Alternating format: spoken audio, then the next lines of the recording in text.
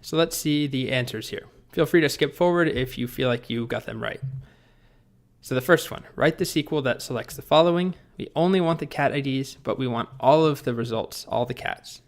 So that will be select cat ID from cats.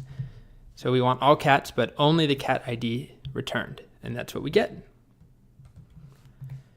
Next up, write the SQL query that selects the following. Name and breed for all cats.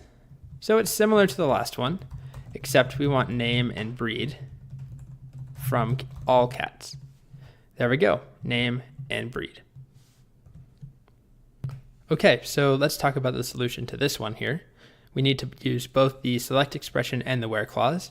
We want to select name and age from cats where breed equals tabby. So let's do that. Select name, comma, age from cats where breed equals tabby, just like that. And we get Ringo, who's 4, and Misty, who is 13, and that's exactly what we wanted to see.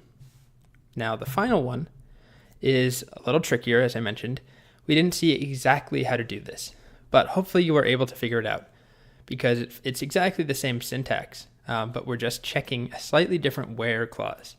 So we'll start with the first part. We want to select cat ID and age. So that's a select cat ID, comma, age from cats where, and we want where cat ID is the same as age. So we've been doing things like where age equals 2, or we could do where cat ID equals 1, but we can also just do where cat ID equals age. Those are both going to be numbers, and MySQL is smart enough to figure that out. So it's going to compare cat ID and age and see where they're equal. As you can see, we get what we want, cat ID and age, and they're equal. So let's go back and revise this a bit and do a select star, just so you can see exactly what we're working with. We have Egg and Jackson, where age is 4, ID is 4, age is 7, and ID is 7. Okay, so in addition to having some practice there, we also learned that you can compare columns and the values rather than just picking an exact value like 4 or 10.